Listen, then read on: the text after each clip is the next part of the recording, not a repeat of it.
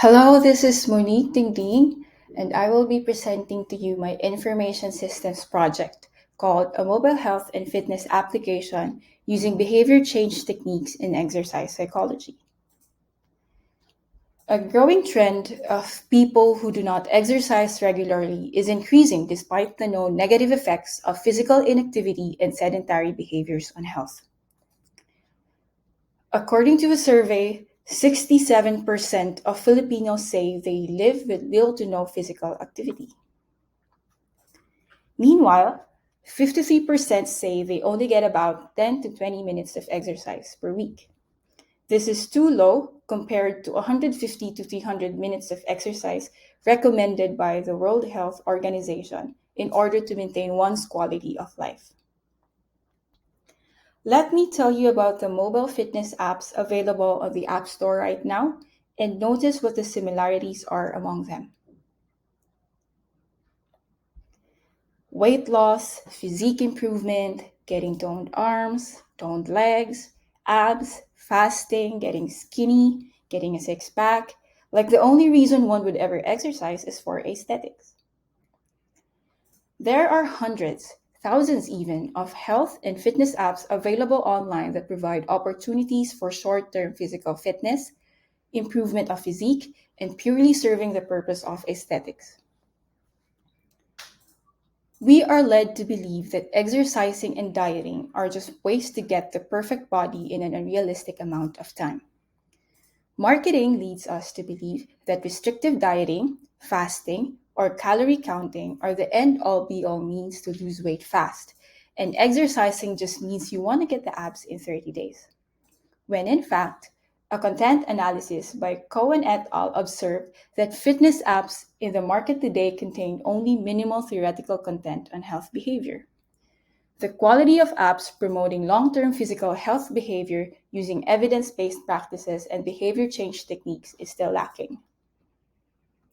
Thus, there is a need to rethink better ways to handle exercise and nutrition as long term positive habits that can be sustained in the long run, rather than resorting to short term restrictive eating and obsessive tracking and logging of food and exercise. There is a need to reframe how people think about diet and exercise in general, an approach that is focused on the development of building embodied and mindful behaviors, moving away from the language of self quantification and self objectification. Hence, the development of this mobile application called FitWithin. The key features essential to the fulfillment of the objectives of the system were as follows: user registration and authentication, which included a workout program generation via client health and fitness information form that will be filled upon user registration, selection of initial habits that the user will track throughout the completion of the program. Habit tracking using emojis and quantified via sentiment analysis to identify the level of perceived enjoyment, frustration, and overall general experience of the user when the behavior is enacted. Logging of exercise by assessing the rate of perceived exertion through a 1 to 10 range scale. In-app motivational posts, thought-provoking discussions, and other related science-based trivia to engage inactive users and further encourage continuous usage for active users. Finally is record keeping and activity history log conveniently located on the dashboard screen and on the progress screen of the application. This is the system architecture, which is a set of structural elements and their interfaces from which the system is composed, as well as their behavior in the framework. The presentation tier includes two consumer apps, the FitWithin admin for the super user and the FitWithin mobile app for the clients. The application layer consists of the API running on Laravel, which serves as the backend of the application, and then providing the access to the data tier running on MySQL. This is the entity relationship diagram of the system. As you can see, the main elements of this ERD are as follows. It's habits, users, notifications, articles, programs, and workouts. The rest are program, framework generated, and or linking tables. This is the use case diagram of the system. This diagram summarizes the ways in which the different types of users can interact within the system. So there are two main users, which are the client and the fitness trainer, also known as the super user. Both the two users have the authentication and registration capabilities, while the fitness trainer is focused on providing the data that the client will consume in the mobile application. These functionalities include management of habits, workout programs, exercises, client themselves, and managing client health information forms. While the client is able to fill out the client health assessment form, select habits for tracking, logging of exercise, and viewing workout programs. As for the technologies used, these were React and React Native for the consumer apps, Laravel and Laravel Sail for the development of the API, and MySQL for database. Moreover, the frameworks mentioned previously were built upon the following languages: PHP and JavaScript, while CSS is used for styling. Expo and ngrok will be discussed in the next few slides. This is the Gantt chart of the system. The implementation was done from February 14 to May, 7 weeks from the start to the end of the research and requirements gathering, prototype design by Adobe XD, development of the API, mobile app, and the web, testing, including usability and functional, finally, project evaluation and final documentation. Expo was used to build React Native apps with ease, and ngrok was used as a reverse proxy fronting the web services running in any cloud or private network, but in my case, the local machine. So before we proceed with the demonstration, it was important to note that a few subprocesses of the system client were requested to be left as is or manual, and only the essential functions of the FitWithGen app were developed. These functions include the following. Number one is filling out the client health information via Google Forms, uploading the workout video demonstrations via Instagram, and giving the app builds and credentials via a messaging platform. In this case, it's Messenger. So the process flow diagram of the client onboarding or in the FitWithGen admin is when the client fills out the client health information questionnaire via Google Forms, the super admin or the fitness trainer will then create the workout program and upload the exercise demos on Instagram. The trainer creates the client account and adds the workout program to the admin application. And finally, the client is given a username and password to access the mobile application. This is now the process flow diagram of the client. The user logs in, clicks on the start workout, and when the workout session is done, the user logs the rate of perceived exertion quantified from 1 to 10, depending on the difficulty of the exercises. Afterwards, they may be able to track their habit progress through emoji as well. So this is the demo.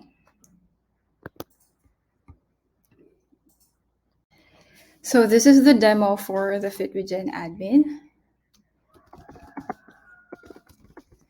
When logging in, you will be redirected to users page where you can add a user, and then the credentials will be given to the client. We can also add in programs. So when you create a program, the program is already done manually. What's left to do here is to input the details of the program, the training type, the muscle group, and the video URL. So we can put in here this link. For example, this is the link of a workout session, and hopefully this works. Hang on. So this will be auto-saved. The same goes for notifications, for the habits, and the articles. So this is the mobile app where the client can log in and access their workout program. When they click on Start Workout, they will be redirected to a page, to their workout page uploaded on Instagram, where they can follow their workout of the day and then view the workout demos, as you can see here. When they are done working out, they can redirect to the app and then click on Finish Workout to be able to click on their habits and also explore some of the trivia and science-based facts and articles in the app. They can also see their progress through their weekly sessions, log through their RPE. And also they have their profile page where they can edit, view client health info, view fitness goals. The study utilized ongoing clients of the FitWithGen fitness training services to serve as actors of the application. The defined features and functionalities in the SRS and feature set documents were tested. There was an issue tracking system to log all of the issues the users encountered and all of their feedback that might be considered for development or added as recommendation for further development. Usability testing was done to evaluate the application. Participants were asked to try and complete a series of tasks while the proponent of the study took notes, observe, and watch objectively, collect qualitative and quantitative data, and determine their satisfaction with the product. When processed, the usability score of the system was 70, indicating an above average score for the overall usability of the system. This implied that the system only needed minor improvements in the design and functionality, easy to learn, and it's accessible, and in general, the system was satisfactory to use.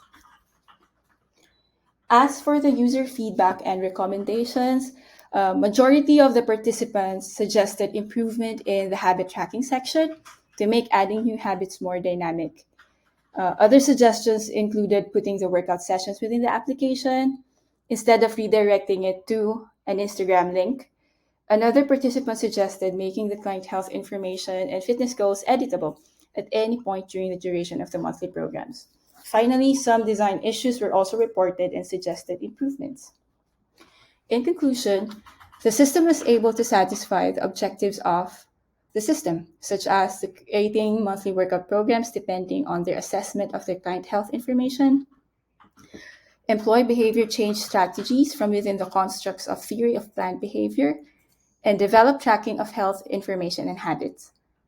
The mobile application was made with the latest readily available technologies and developed using the best practices in software engineering today. The automation of the manual processes done in the FitWithGen training services has undoubtedly made things efficient, especially when it came to outlining the process flow that needed to be done for user onboarding and client retention.